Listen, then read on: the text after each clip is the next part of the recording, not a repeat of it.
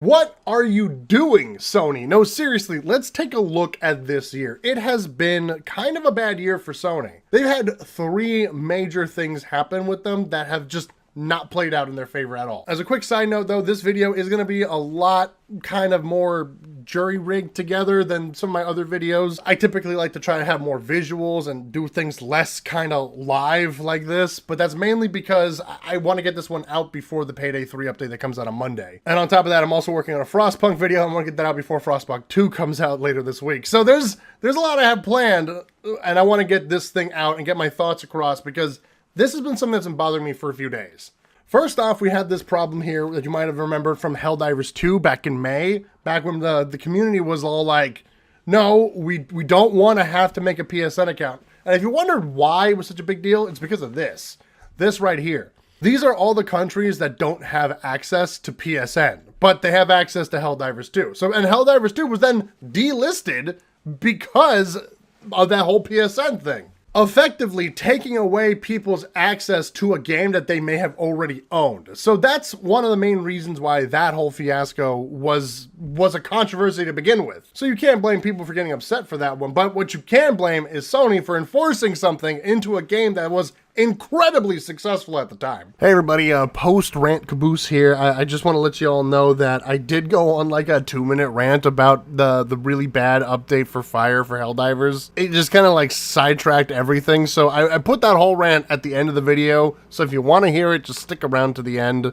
and you'll hear it. I guess it's a touchy subject for me. Anyway, let's get back to it. Anyway, going back to the Sony thing, sorry, I'm off my ADHD medication, so I'm a little distracted, not gonna lie, especially with all the noise happening outside my window. Anyway, going back to Sony here, let's talk about the next fiasco that happened shortly after the Helldivers 2 incident. On August 23rd, my birthday, we got to see the release of their long-awaited 8 years in development, $100 million to $200 million budgeted 5v5 hero shooter Concord. Oh boy, oh joy. I'm sure you've probably heard about the whole fiasco happening there, but this is something that really peeves me. 8 years, 8 years. You know what came out 8 years ago? Overwatch. Overwatch came out 8 years ago. That means they were making this game trying to grab off the hype of a game that came out 8 years ago. I don't know why they thought this was going to work. You know what's happened to Overwatch over the course of 8 years? It came out, it got popular. Everyone loved playing it, and then slowly it declined. That decline was because they kept nerfing things and changing the game to ways that people didn't like it, and then they stopped having updates for a while because they were working on Overwatch 2, this new game, this amazing game that came out and flopped hard because it was just the same game. And while Overwatch 2 does have a more constant stream of updates like Overwatch 1 did when it first came out, it's gotten to the point though that they keep saying that they're going back on things that they promised were going to be in Overwatch 2, like the PvE. So what they should have done was not try to follow the hype of that game. And following the trends of games is something that happens a lot. I mean, just before the whole hero shooter trend, which wasn't a very big trend, not a lot of games jumped on it, or at least stuck to that type of hero shooter. Let's take a quick look at this, right? Just before the hero shooters of Overwatch clones, we had MOBAs. Dota 2, League of Legends, Smite, and we had all the other MOBAs that you probably don't remember or didn't know of that also came out trying to take off that hype. Magicka had a MOBA. Dead Island had a MOBA. I am not kidding you. All right, like I'm gonna look it up right here. I'm gonna show you right here. Magicka MOBA. Magicka, there it is. Magicka Wizard Wars. I am not messing with you. This was a MOBA. This was a MOBA that existed. There was another one called like Warzone or something. That was also a MOBA. It was like a 1v1 or something, but you controlled all the lanes yourself. And then how about that Dead Island MOBA? Let me show you. Dead Island Epidemic. This was real. This was real. This was a MOBA. Where is it? Right there. Multiplayer Online Battle Arena, or MOBA, pitting 4-player teams against hordes of zombies as well as each other. This was real. This was a real thing. And this is a trend that we still see to this day, where companies see what's popular and try to put their own IP into that. And the thing is, Concord wasn't an established IP.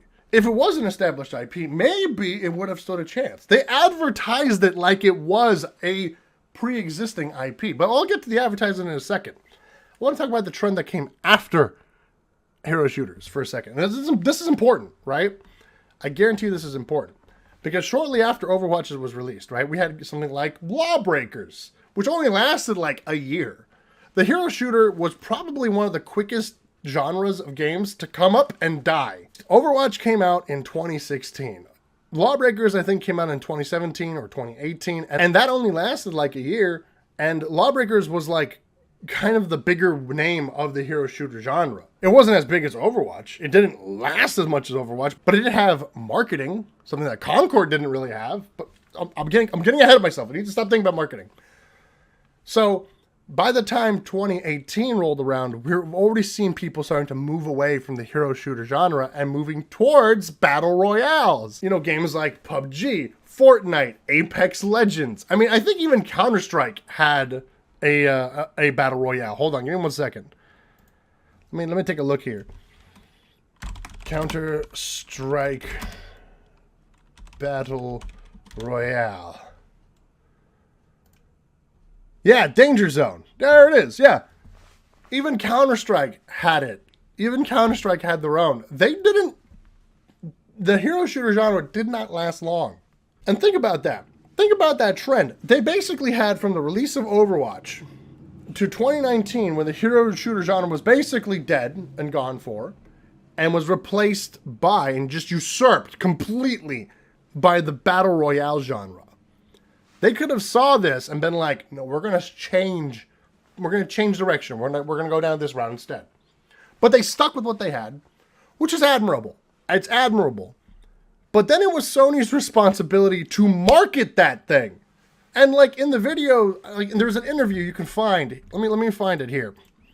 If you go and look up Concord ad, you'll see, where is it? Right here. These two of the developers right here, I'm just going to have the video muted while I show it.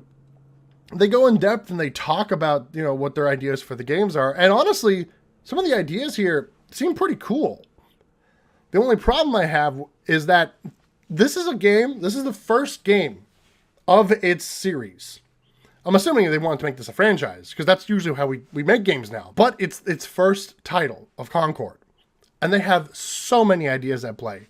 It is an overcooked idea. They had this whole idea of like things that you can set up and strategize before the match, during the match, and learn things for after the match. You know, like there's so many things going between rounds, so many ideas. And the problem is that they need to understand, unless you're playing with friends, nobody's going to listen to it. Let me tell you something about online gaming. And especially in the first-person shooter genre. Strategizing does not really exist. When was the last time you can say that you, in a public match, not like a private match with your friends, you just booted up a quick match? Not ranked, unranked. You're going into unranked, and you're just going to meet some casual players, and you're going to strategize with them. When was the last time that happened to you? I have been trying to get back into Rainbow Six Siege, and I'll tell you, it's just like that. Nobody really communicates with each other. If you want to make a PvP game, you have to make it so that way people don't need to communicate. I know that's a weird thing to say. I know that seems bizarre, but trust me, random players don't tend to communicate. They tend to be in a Discord call with their buddies, or they don't have a microphone. So making a game based around the idea of strategizing just isn't gonna work, guys. I'm sorry, but you're gonna have to learn how to make a game like Team Fortress 2. I will dive into that some other time. It's too long of a conversation for that one. So if you want to see that, just leave a comment. Tell me why this is the case with TF2. And I will tell you. I will either tell you in the comments, or I will just make a video if enough people ask for it. Because this debacle is insane. Now, let's take a look at the thing I've been avoiding until this moment. The marketing. All right? Concord's marketing is some of the worst I've seen, because for a game that was 8 years in development, had at least $100 million thrown at it, it's got no marketing, like next to none. So, like I said, it came out August 23rd, 2024, right here. All right. And if we look at what the date is currently, as of the time of recording, it is Saturday, September 14th, 2024. So let's see, 1, 2, 3 weeks ago it came out. It came out 3 weeks ago. All right. That means that when I go to YouTube and I go to all of the advertising here and I see the Concord launch trailer from 3 weeks ago. Okay, that makes sense. It's the launch trailer, right? That's the launch trailer. It makes perfect sense. 3 months ago was the cinematic reveal trailer. 3 months ago was the reveal trailer. Was the first time we got an actual trailer for this game. And that's not where it ends. They did have a closed beta. I thought it was like years ago, but no, it was just a few months ago. A few months ago, they had their closed beta before the launch of the game, and barely anybody played it. Like, let me show you. Like, hold on, let me pull up the numbers here. Let me pull up those numbers on how many people played the Concord beta. Right? How many people played the Concord beta? Because the numbers are pitiful. This is from July 22nd. They could barely hit its peak wasn't even 2.5 thousand players, right? Every time Payday 3 gets an update, at that they get more players than that. So if you want to hate on Payday 3, they beat that with every update. Now, Payday 2, a game that came out 11 years ago, has had more players than that for the past several years. Team Fortress 2, Overwatch has beaten this. Even at its worst, I think Overwatch hit that amount. Even at its lowest point, it would hit that amount. They couldn't get that in a beta. There were so many people when Overwatch came out, the servers couldn't handle it. Just think about that. Think about all the games you know that have had successful betas. Like, even I think the closed beta for Payday 3 did better than this one. Like, this is pathetic. This is pathetic that they couldn't even hit 5 digits. Like, this whole scenario is a bigger mess than my bedroom is currently. It's bad. It's real bad. And when it came out, it wasn't any better. And it was so bad that within 2 weeks, they closed the servers down. They were just like, okay, well, fine. No one wants to play this game. And maybe, just maybe, the game would have had a chance if you didn't do all your marketing in the last month. Like, look at this. All right, so that's the launch trailer, right? But probably about a week earlier, you had this, which I'm assuming was to help build some character development right there. Then you also had, here's another one of those to show off the abilities. That's awesome, cool.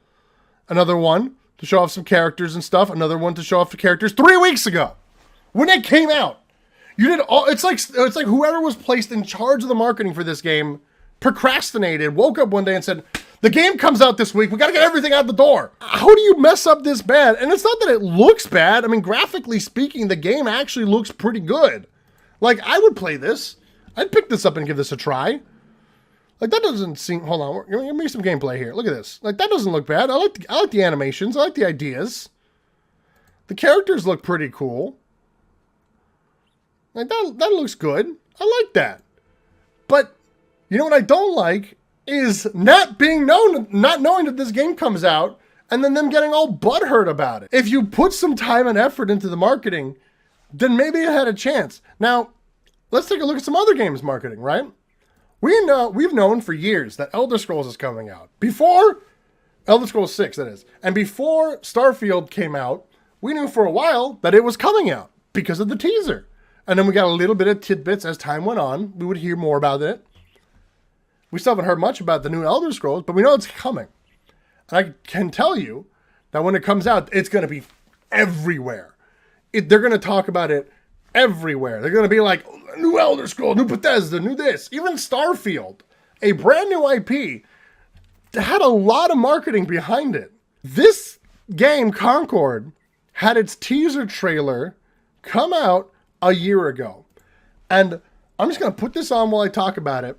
It shows you, I'm going to play it here. I'll play it at like, just because nothing happens. There's no real audio. Do you know what time it is? I don't know who texted me. Look at this. There's nothing. What does this show you? What does this tell you? It tells you nothing. It tells you absolutely nothing. Okay, and then boom, Concord. All right, awesome. I mean, but it makes sense. It's a teaser. It's supposed to tease, give it a little bit of a taste, right? Okay, and then shortly afterwards, you have to have some kind of a trailer. This is a new IP. You have to put effort into it. We're not just gonna see Concord and be like, oh man. I've been waiting for this moment for my whole life. Can you believe it? Finally, we're getting a sequel to X game. That's amazing.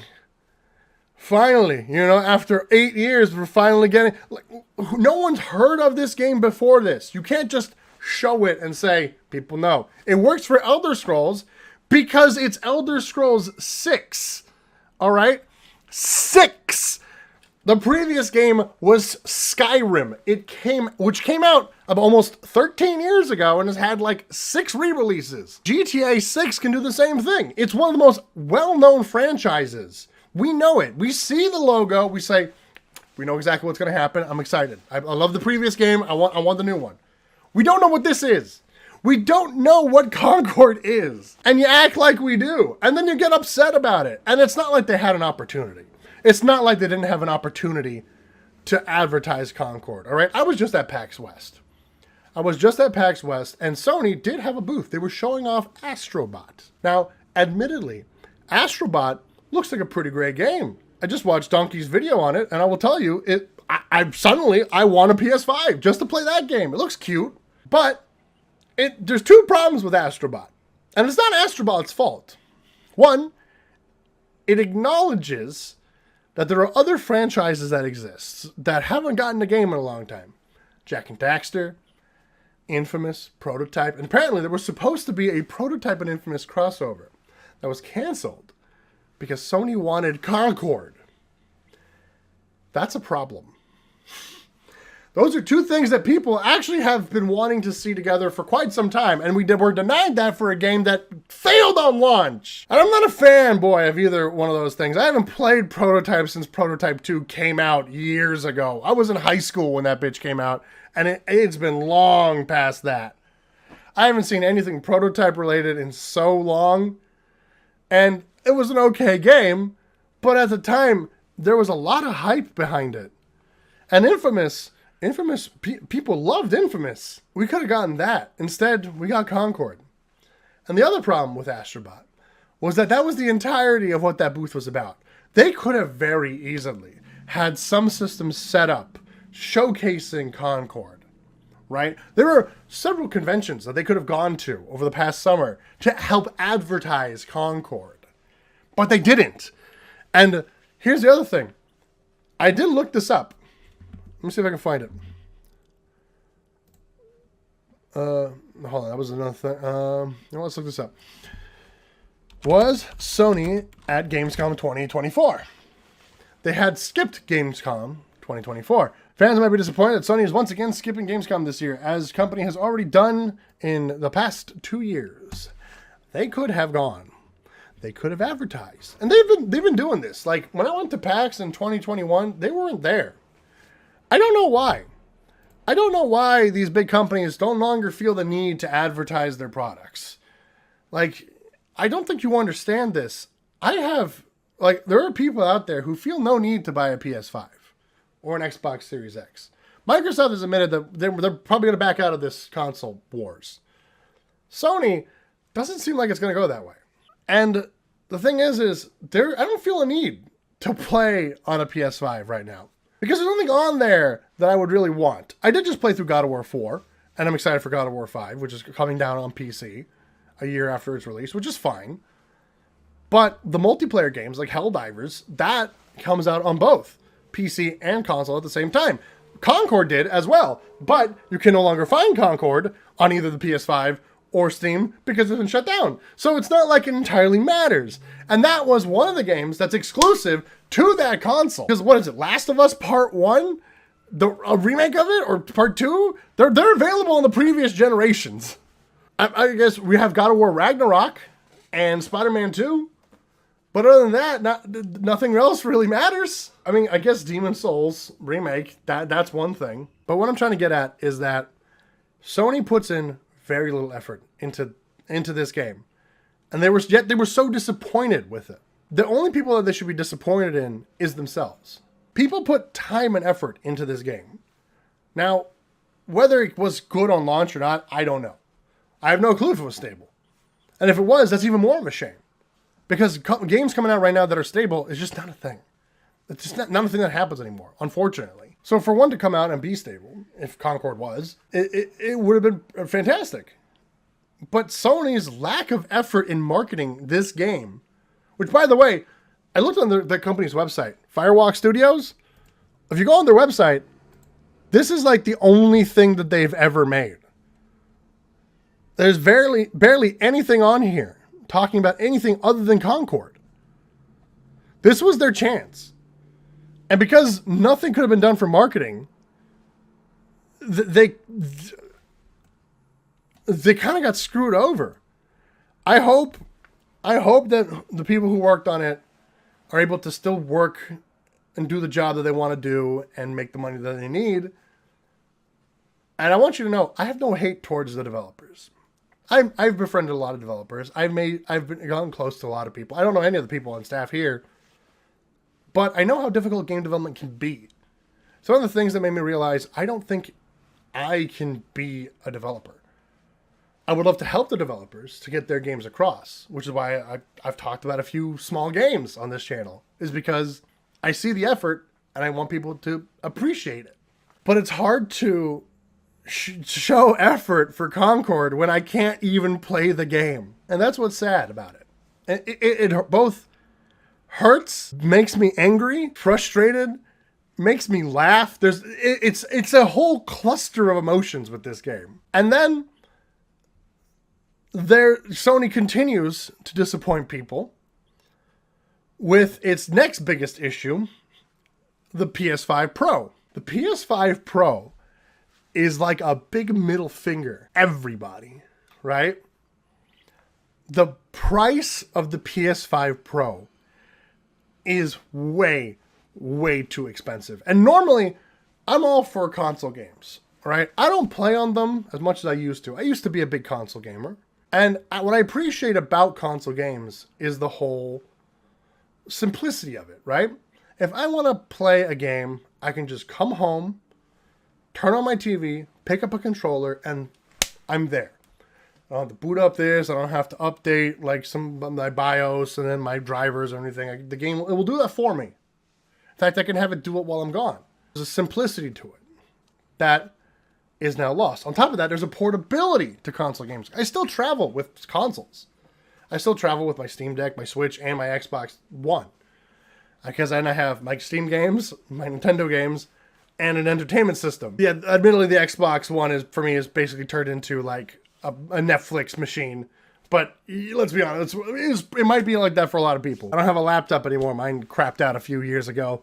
So, yeah, it is what it is. But that's the beauty of consoles, is I can't take my whole desktop with me. I have to get something that's more portable. And that's where the beauty of consoles are. But they've gotten one too big, which is fair. The hardware, you got to fit the hardware in there. And the price has gotten too much, which, admittedly, with the more expensive hardware, you're going to have to. But there was a period in time where, to compensate for the price of developing these consoles, they would be sold, which would be sold at a loss, by the way. They would license out things like Nintendo would do. They would license out their IPs or have people go through a process in order to make some of that money back. They knew that, okay, we're not going to make money off the consoles, but we're going to make money off the games. It's like a Costco, right? If you don't know this, let me tell you something interesting about Costco. This is, I swear this is relevant. Costco has $5 rotisserie chicken. A whole rotisserie chicken for $5. And it's placed all the way in the back of the store. So you have to go all the way back there, passing by everything. Passing by the electronics, the clothing, the home accessories, the pantry items, the frozen aisle, the meat, the produce, everything, even the bakery, just so you could get this chicken.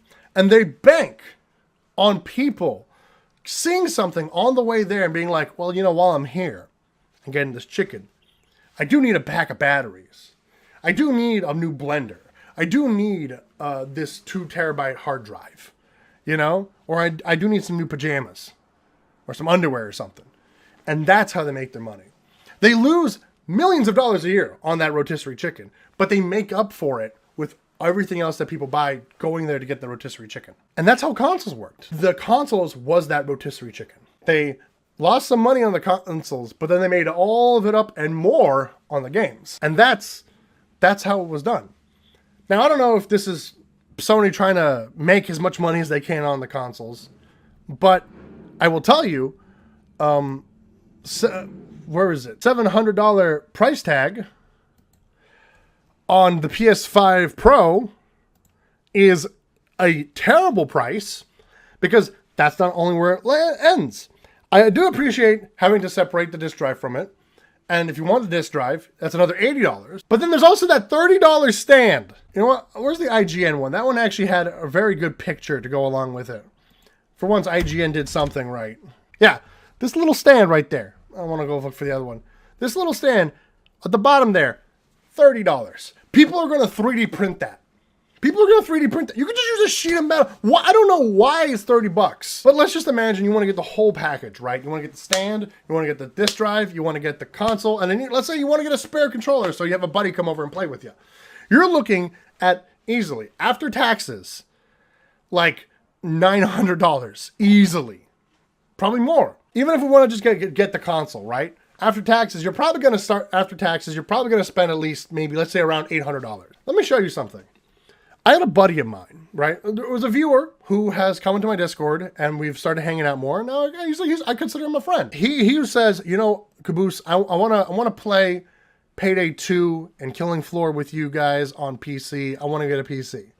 My friend said, here's a good pre-built for you. He showed me the pre-built and I said, you know, I understand the convenience of a pre-built, but I'm telling you, John, you gotta build it. You gotta build that. Because for the same price, I can piece together a better computer for you. And this was a few weeks ago. Keep in mind, I had no idea about the PS5 Pro at the time. I had no clue that this was going to be announced at all. And I'm not sponsored by any PC parts. I'm just doing this because I care, right? I care about not only my friends, but I care about my viewers, right? You're all important to me. And I'll do the same thing as I did for John over here as I did for you. And so here's what we got. I go to a PC part picker.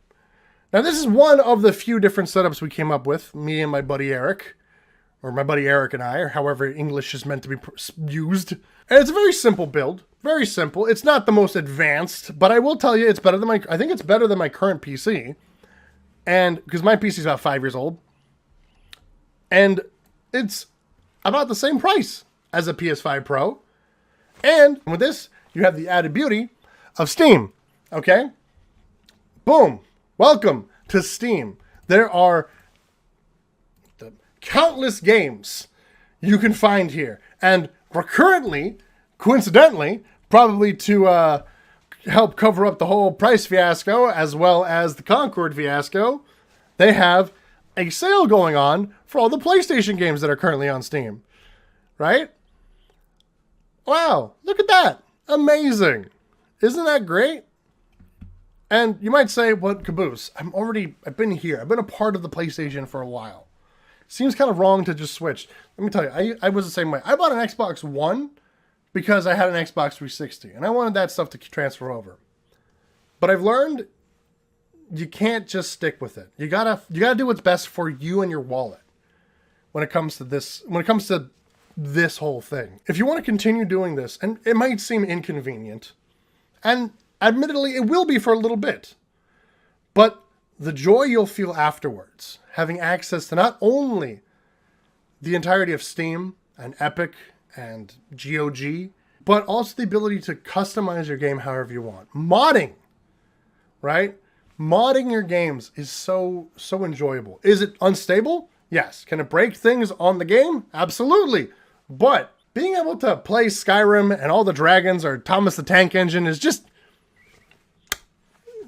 it's just pure joy, you know? And it's all can happen. Just put a little bit of time in. Come into my Discord. I will do for you the same thing I did for this man. Give me your budget, and I'll get a friend involved. And we'll try to piece together some builds. Maybe we'll do a few things and be like, hey, here's some builds that we have recommended for you guys. And the nice thing is, you don't have to buy it all at once. Parts go on sale. Wait for the part to go on sale. Buy it, keep it, hold on to it, put it together. And you might say, that sounds scary, putting it together. Let me tell you, only the RAM. Only the RAM is actually kind of scary because the motherboard kind of flexes a little bit, and that's a little sketchy. But other than that, everything's fine. And it might seem a little daunting at first, but they're like 5-minute videos on YouTube showing you how to do it. It's like a puzzle made of like 7 pieces. Everything has a specific place that they fit, so you won't have to worry about it. And I'll be there to help watch over you to make sure you put it together properly if you need to. I want to help. I want to help people enjoy games. Gaming is important to me, and I don't want anything bad to happen to it. That's why I care. I'm passionate because I care. I care about this medium of entertainment. I care about the people who enjoy it, and I want others to enjoy it as much as I do. So I will help you. I can't buy the parts for you, unfortunately. I did do a giveaway, giving away some parts, including RAM and SSD, and I might have some in the future, so stay tuned, subscribe for that. The money went to charity, but what I'm getting at is I want to help out how I can, and I want to make it so that way you can enjoy the games you want to enjoy without having to be limited. $700 for one console, which means that you're limited to whatever can go on that console. And more things are available to you on PC than they are on console. And I'm not a PC master race kind of person. I think we're all allowed to enjoy video games on whatever system we have. That's why I own so many systems. I want to enjoy them wherever I can. And I'm not going to judge other people for it. Maybe you want the PS5 Pro. Maybe that's exactly what you need. But I think, as a friend, it's best to go out down this route than it is to go with the console. I mean, the price of a console is one reason why the PlayStation 3 struggled in the beginning. Xbox's marketing strategy for the Xbox 360 was to go on stage and just say $300. Because the PS3 was, I think, $500 at the time, which is back in like 2007. Right? That's quite a bit of change. I mean, there was a housing crisis we had to worry about, and people wanted to buy a console for $500. So yeah, I think that's it. I think that covers about everything. Sorry for the nature of this video. It's kind of put together, but I just wanted to get my thoughts out. This was meant to kind of be just like a quick rant, just so I can get it done, get it quickly done, and get going. If you enjoyed it, let me know. I would love to make more. I got a lot of things I want to talk about. I might just make a few more of these. It's like a series. Maybe this will be like a once a month thing. Who knows? Every time there's a big piece of news or I just want to get angry about something for a little bit, we'll do this. But until next time, stay hydrated. Subscribe if you like the video. Give it a like. Tell me what your thoughts are about this whole scenario. And remember, I love you. Bye-bye. And I say at the time because about 2 months later, Helldivers had their whole thing with hey, we're going to finally fix fire. We're going to make it so that way not only the host can really get the benefits of fire. On top of that, we're going to add a fire war bond. So that way people can have more access to fire and fire-resistant armor, which is something we've all wanted for a long time because Hulks are bullshit. The Hulk fire kills you so quickly. And wait. And then they said, we're going to nerf fire. Oh, what joy. We're going to have all these beautiful upgrades to fire, and then we're going to remove it. We're going to find another reason to make it upset. We're going to find another reason to piss off players. We're going to nerf something that was perfectly fine. We would have been perfect. It would have been good. Why? I don't get it. They had this constant need of nerfing things that people like. I don't get why. You keep escalating things and making things harder, so why don't you take things away? Stop it. The game was fun. And now I'm a little tired of it. But that's not Sony's fault. That one's not Sony's fault. That's just me going on a rant about Helldivers 2, because then they said it's going to take about 60 days to fix it. I don't know why. They're just numbers. It was easy for you to remove it. Why not just put it back?